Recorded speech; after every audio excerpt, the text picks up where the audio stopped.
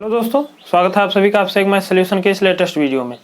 आज का जो हमारा टॉपिक है वो है एक समान चुंबकीय क्षेत्र में जब कोई आवेश थीटा कोण पर प्रवेश करता है तो उसकी गति पर क्या प्रभाव पड़ता है। इसको हम लोग इस वीडियो में पढ़ेंगे। पिछले वीडियो में हम लोगों ने पढ़ा था कि जब कोई आवेश किसी वैद्युत क्षेत्र में, किसी चुंबकीय क्षेत्र में, चुंबकीय क्षेत्र के लंबवत या चुंबकीय क्षेत्र में 90 डिग्री के कोण पर प्रवेश करता है तो उसकी गति जो होती है वो वृत्तीय गति हो जाती है। और इस वीडियो में हम लोग समझेंगे कि अगर कोई आवेश चुंबकीय क्षेत्र के लंबवत ना होकर किसी एंगल पर क्या होता है उसमें प्रवेश करता है चुंबकीय क्षेत्र में, तो उसकी गति पर क्या प्रभाव पड़ता है, इसको हम लोग इस वीडियो में समझेंगे। तो चलिए शुरू करते हैं। सबसे पहले हम लोग खींच लेते हैं एक चुंबकीय क्षेत्र। मान लीजिए चुंबकीय क्षेत्र जो है वो इस दिशा में है। चुंबकीय क्षेत्र को सिंपली आपने पढ़ा ही होगा कि कैपिटल बी से प्रदर्शित किया जाता है।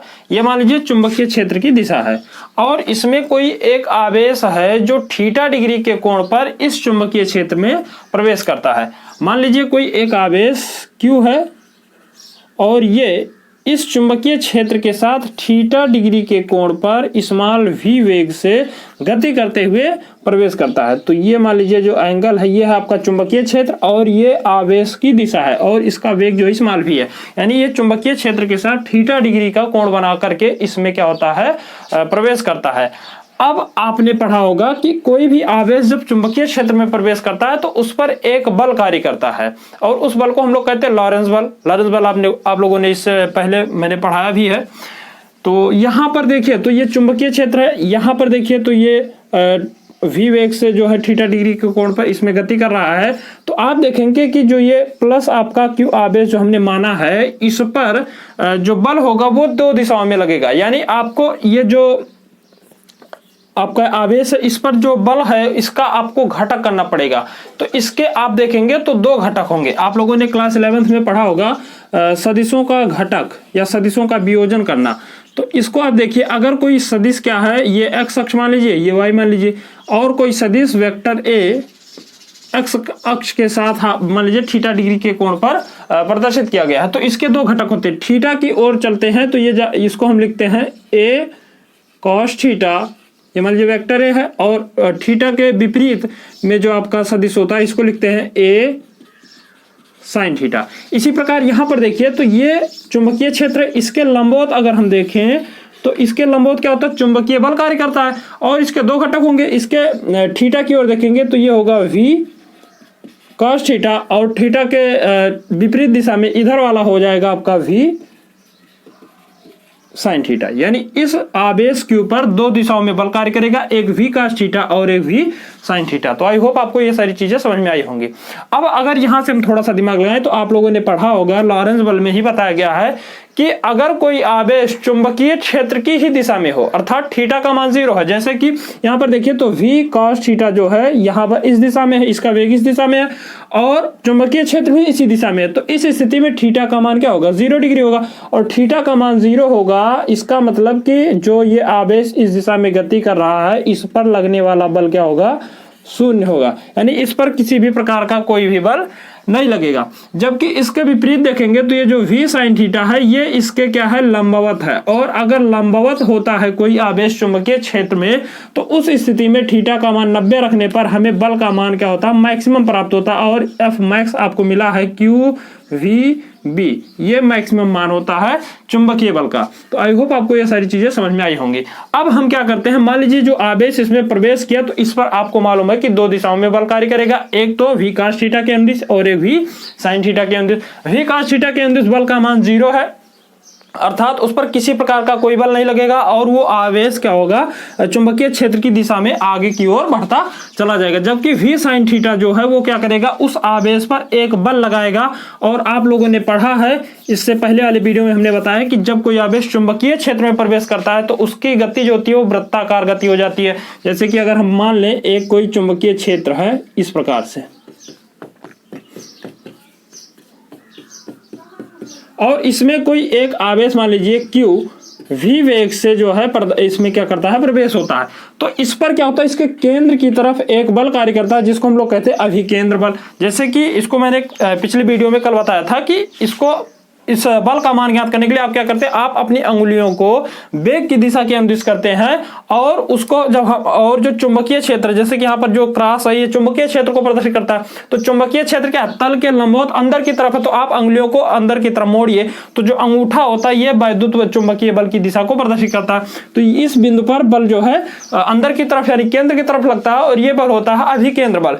ठीक इसी प्रकार से यहाँ पर जो ये v sin थीटा है और ये इस पर जो चुंबकीय क्षेत्र ये इस दिशा में है और बल जो है ऊपर की तरफ लग रहा है, तो इसी v sin थीटा के कारण ये क्या होगा, ये जो आपका आवेश होगा ये इसके अंदर जब प्रवेश करेगा तो अंदर की तरफ ऐसे क्या होगा, वो मूव करना शुरू हो जाएगा। यानी आप देखिए तो ये v sin थीटा है, इसकी तरफ आप अंगुलियों, इसकी तरफ आप क्या करिए, अंगुलियों को कीजिए, चुंबकीय क्षेत्र की दिशा देखेंगे तो इस दिशा में है, तो आप चुंबकीय क्षेत्र की दिशा में आप अपनी अंगुलियों को मोड़िए। तो चुंबकीय क्षेत्र की दिशा में आप जब अंगुलियों को मोड़ेंगे, वैद्युत ये बेग देखेंगे तो बेग ऊपर है, चुंबकीय क्षेत्र की दिशा में अंगुलियों को मोड़ेंगे तो चुंबकीय क्षेत्र की दिशा में अंगुलियों को मोड़ने पर अंगूठा देखेंगे तो अंदर की तरफ आ रहा है, यानी अंदर की तरफ क्या होगा, एक बल लगेगा इस प्रकार से अंदर की तरफ, जिसके कारण अगर मान लीजिए कोई आवेश यहाँ पर है और ये चुंबकीय क्षेत्र में प्रवेश करता तो ये क्या होगा, जब इसके ऊपर अंदर की तरफ बल लगेगा तो ये आवेश जो होगा ये क्या होगा, एक वृत्ताकार पथ घूमते हुए ऐसे क्या होगा, एक ऐसे वृत्ताकार राउंड क्या होता घूमते हुए आगे की तरफ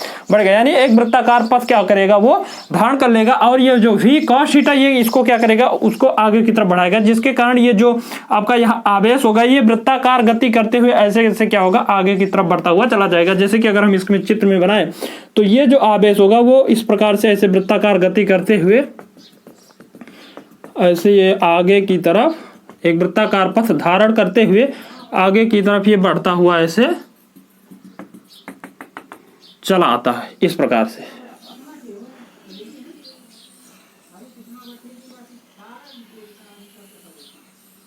इस प्रकार से आप इसको ध्यान से समझेंगे तो आपको ये सारी चीजें बहुत ही अच्छे से समझ में आएंगी। बहुत ही सिंपल है लॉजिक। इसमें क्या है, एक वेग जो v cos थीटा वो चुंबकीय क्षेत्र की दिशा में, जिसके कारण उस पर कोई बल नहीं लगता है, जबकि एक बल क्या है, लंबवत है।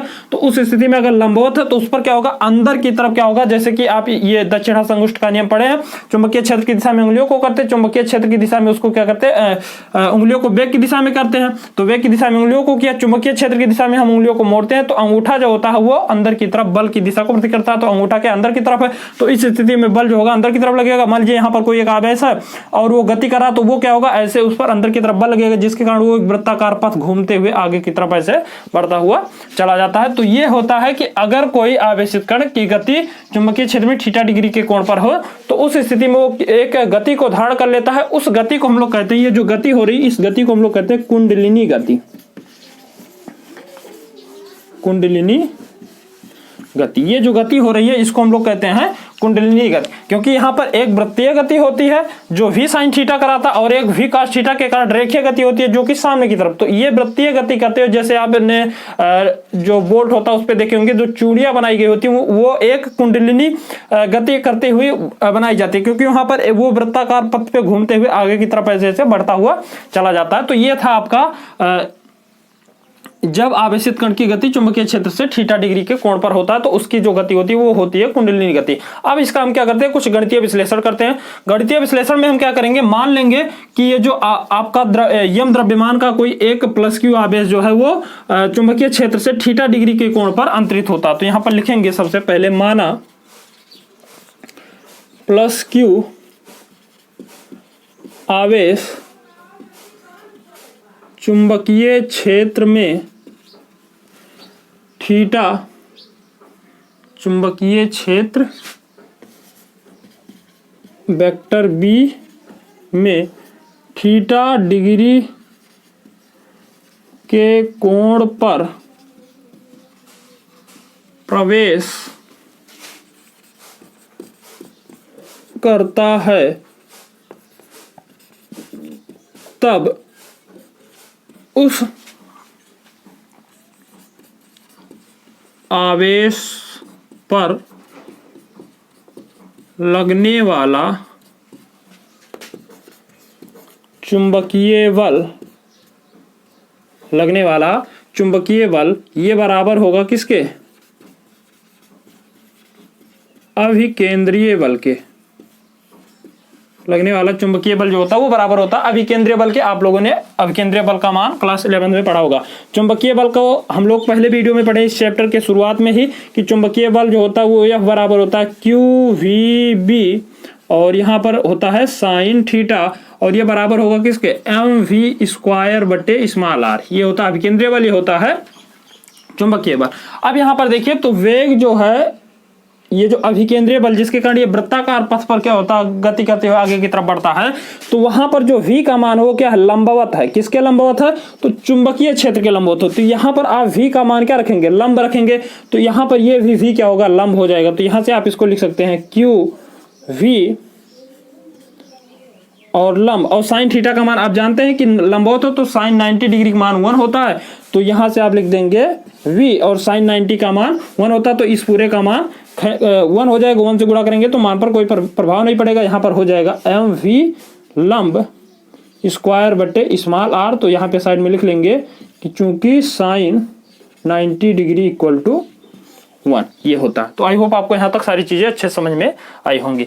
अब यहाँ से अगर हम क्या करें स्मॉल r का मान यहाँ से अगर हम फाइंड करें तो स्मॉल r का मान ज्ञात करने के लिए आप क्या करेंगे यहाँ से अगर हम v का मान ज्ञात करें तो v का मान ज्ञात करने के लिए आप क्या करेंगे v लंब स्क्वायर इक्वल टू इसको आप इधर ले आइए तो ये हो जाएगा q v लंब बटे into v into small r और बटे यहाँ से हो जाएगा स्मॉल m। यहाँ से एक v से एक v क्या होगा कैंसिल हो जाएगा, ये लंब का चिन्ह है आपको ध्यान रखना। तो यहाँ से हो जाएगा v लंब इक्वल टू QBR बटे स्मॉल m। तो ये हो जाएगा आपका एक सूत्र और ये होगा सूत्र जब कोई आवेश थीटा डिग्री पर किसी चुंबकीय क्षेत्र में प्रवेश करता है तो उस स्थिति में वेग का मान QVR बटे स्मॉल m होगा। और यहाँ पर ये आपको ध्यान रखना ये क्या है v लंब है। अगर यहाँ से हम क्या करें आवर्तकाल ज्ञात करें तो आवर्तकाल को ज्ञात करने का एक सिंपल सा तरीका है।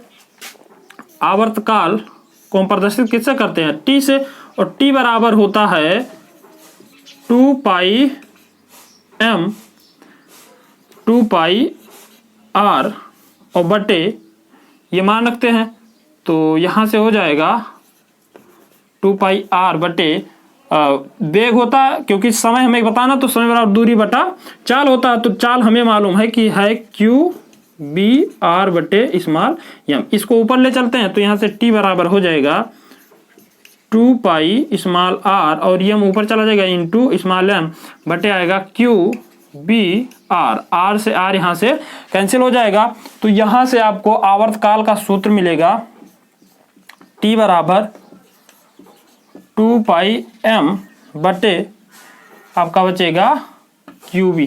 तो ये हो जाएगा आपका आवर्तकाल। हालांकि सारा का सारा सूत्र वही है जो आपने इससे पहले वाले वीडियो में पढ़ा था कि जो चुंबकीय क्षेत्र अगर लंबवत प्रवेश करता तो भी आपने सूत्र यही पढ़ा होगा।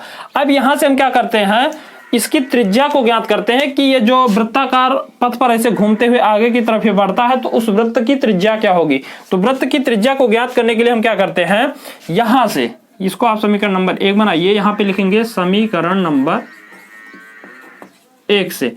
तो समीकरण नंबर 1 से देखेंगे तो यहां से अगर हम r का मान निकालें तो यहां से हो जाएगा इसको आप लिख सकते हैं v लंब इक्वल टू QVR बटे स्मॉल m।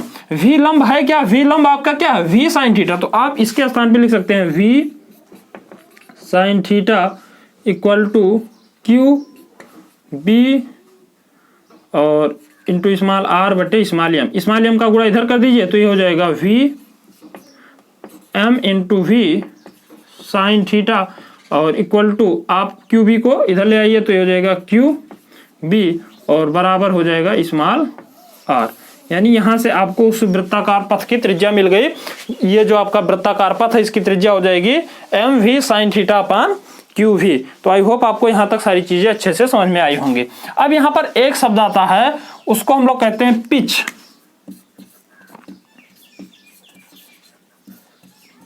जिसको हिंदी में कहा जाता है चूड़ी अंतराल। चूड़ी अंतराल पूछा जाता है कि चूड़ी अंतराल क्या है।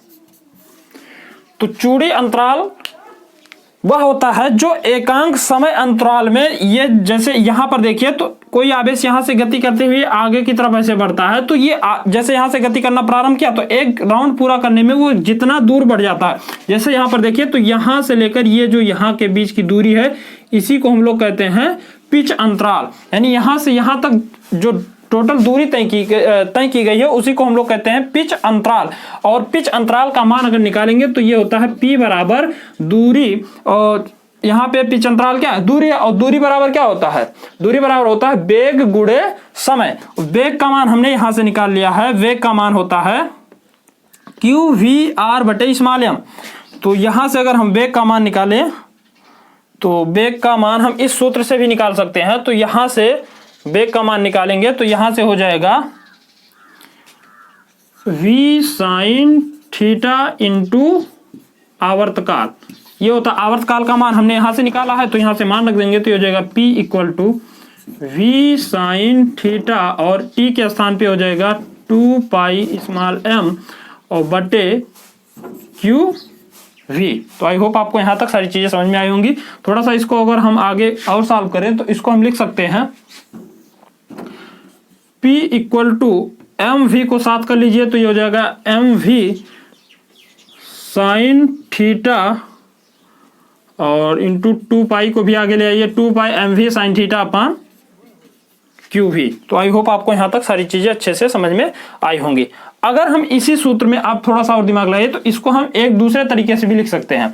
दूसरे तरीके से कैसे लिखेंगे, अगर इसी सूत्र को हम थोड़ा सा यहां से साइन थीटा को इधर भेज दें तो इधर बचेगा MV बटे QV और बराबर स्मॉल r बटे V स्मॉल r बटे हो जाएगा साइन थीटा। तो यहां पर देखिए MV बटे QV, यहां पर भी देखिए तो ये है MV बटे QV। इस पूरे के जगह पे आप क्या लिख सकते हैं, इसको लिख सकते हैं R बटे साइन थीटा। तो यहां से आप क्या कर सकते हैं, R बटे साइन थीटा का मान लिख सकते हैं। तो यहां से हो जाएगा P equal to 2 pi R और इंटू, एक मिनट यहां पर देखिए तो यहां पर जो वेग है वो क्या है, V cos थीटा है। तो आप इसको सही करेंगे थोड़ा सा, यहां पे आप लिखेंगे V cos थीटा, तो यहां पर ये भी हो जाएगा V cos थीटा। तो ये भी आप थोड़ा सा इसको सही करेंगे V cos थीटा, तो ये हो जाएगा cos थीटा और बटे R बटे हम क्या करेंगे साइन थीटा। अब आप क्या करें, इस cos को नीचे ले आइए तो यहां से लिख सकते हैं P equal to 2 pi R बटे cos नीचे आएगा तो हो जाएगा साइन बटे cos, और साइन बटे cos बराबर होता है tan थीटा। यहाँ पे साइड में लिख लेंगे कि चूंकि साइन थीटा बटे cos थीटा बराबर होता है tan थीटा। तो आपको यहां से एक सूत्र चूड़ी अंतराल का मिल जाएगा P equal to 2 pi R बटे tan थीटा। अब यहां से tan थीटा का मान अपने यहां से रख सकते हैं कि ये जो आवेश है कितने डिग्री के कोण पर किसी चुंबकीय क्षेत्र में प्रवेश करता है। तो आई होप आपको सारी चीजें अच्छे से समझ में आई होंगी।